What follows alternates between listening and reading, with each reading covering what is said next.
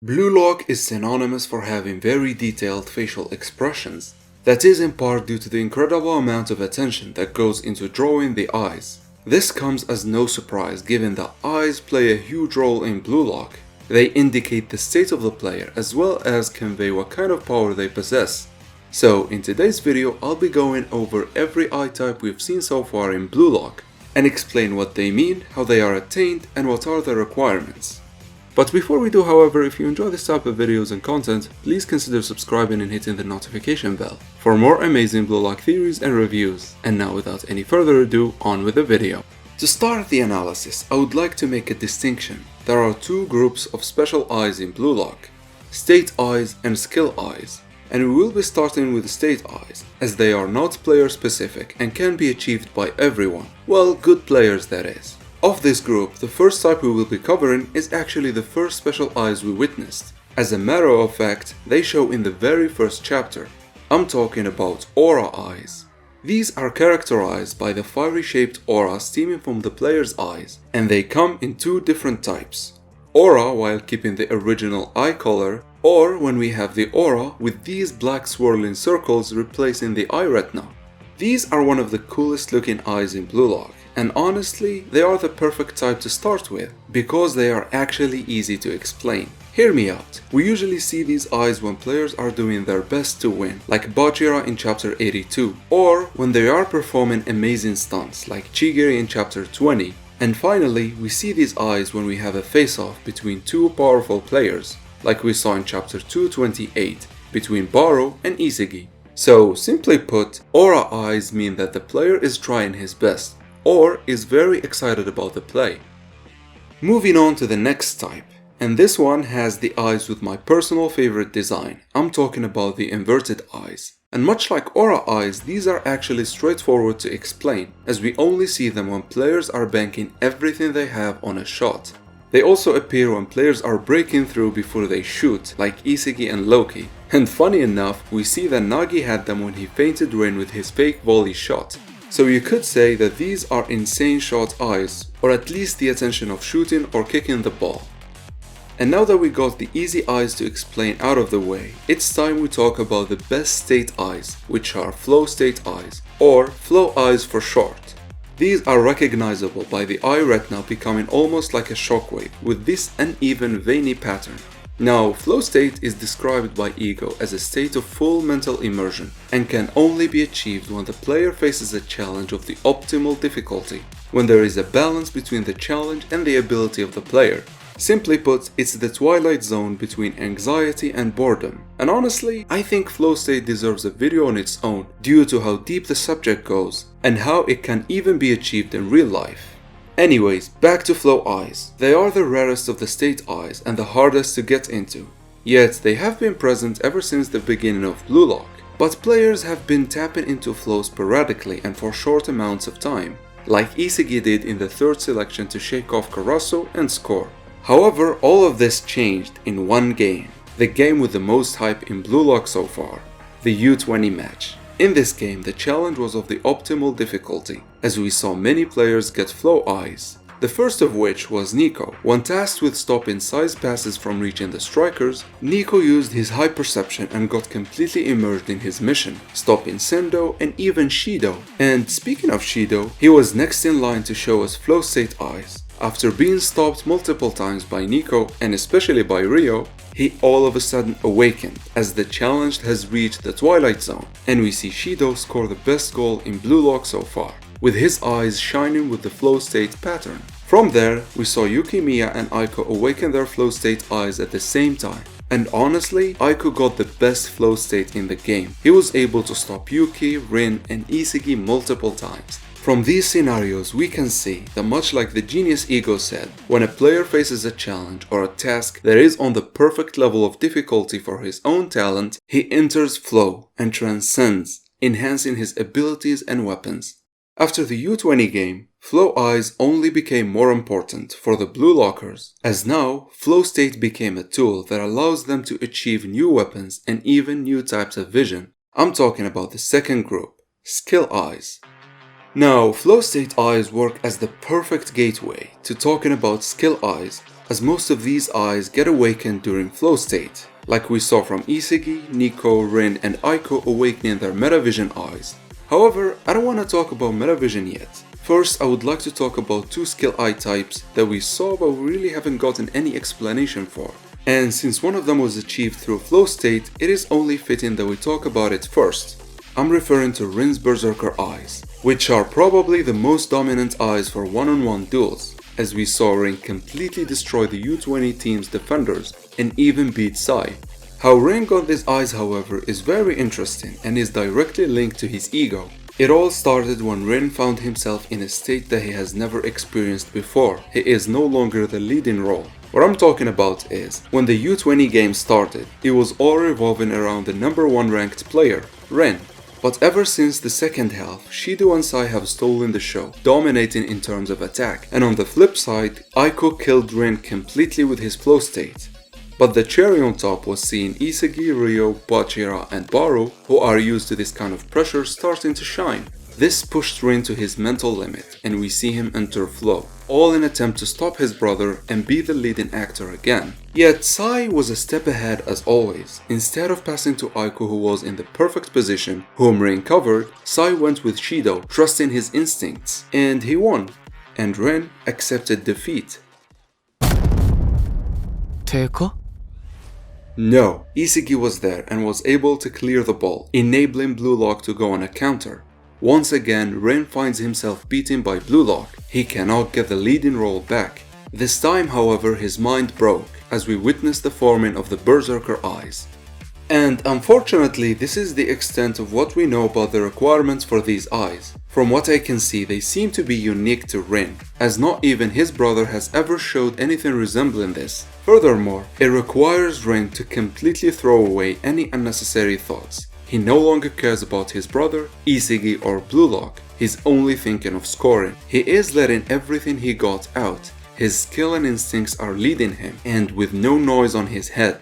So yeah, from the little information we have, we can say that Rin's Berserker Eyes are the evolved version of Flow State Eyes, as not only he is fully immersed in the game, Rin actually threw away everything. The only thing that matters is winning. I hope this explains them well, because we really didn't see much from him with these eyes, or any player for that matter. But I am betting that we are going to experience them again in the BXG game, and I'll probably do a follow-up video.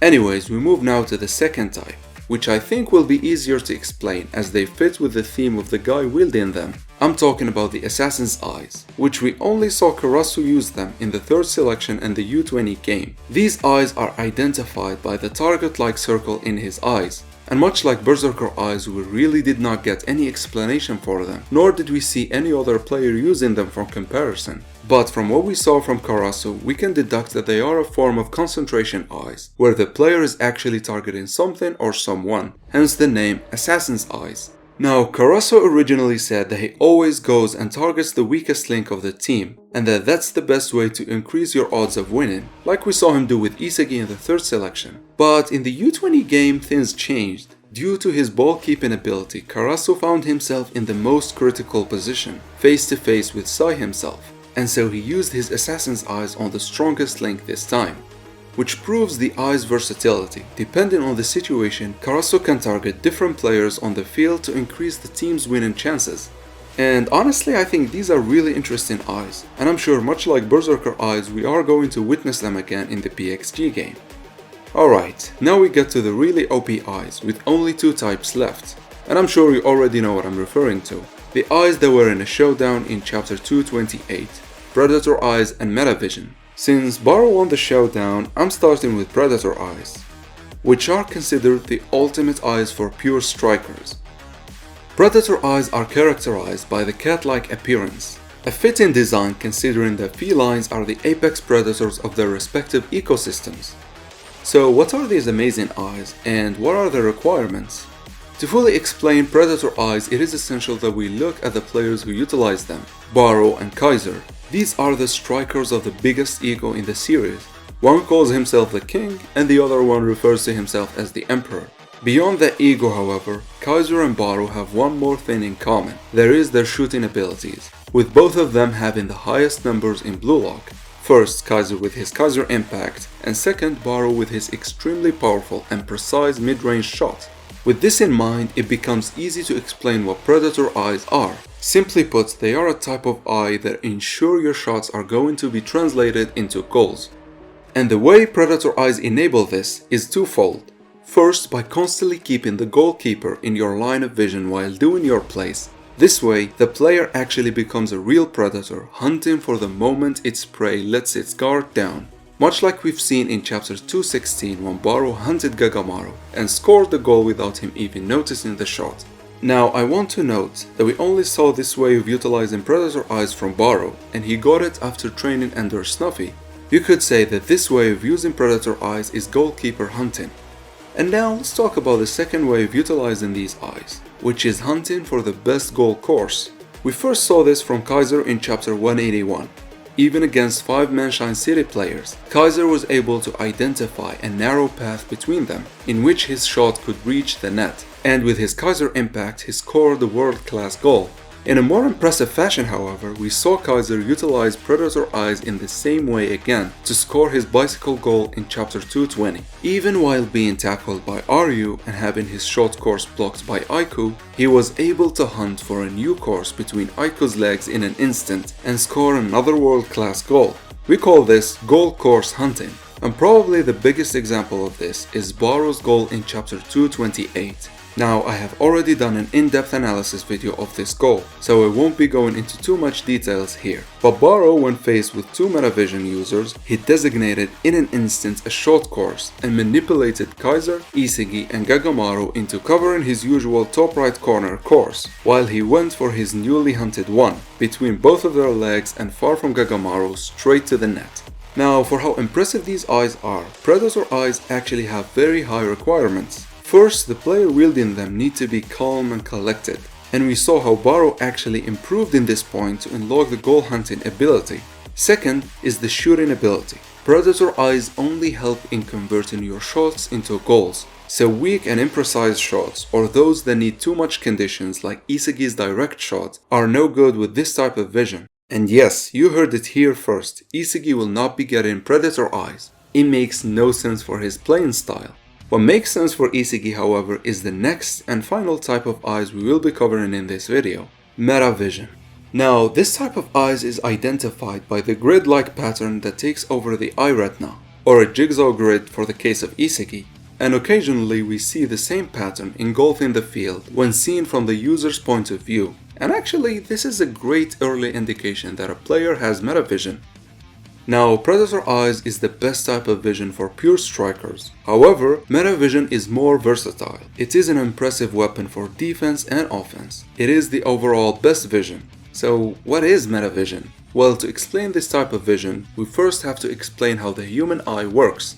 Basically, we humans have 2 types of vision, central and peripheral. Instinctively, we rely on the clear central vision, but our eyes can perceive things in our peripheral vision, albeit blurry and at a lower resolution. But for Metavision, the player utilizes both types to widen his range of perception. Furthermore, the player shakes his head in all directions to perceive the whole field. It is a 360 vision. Now, the first question that comes to mind is, how can you perceive all of that information in a fast-paced game?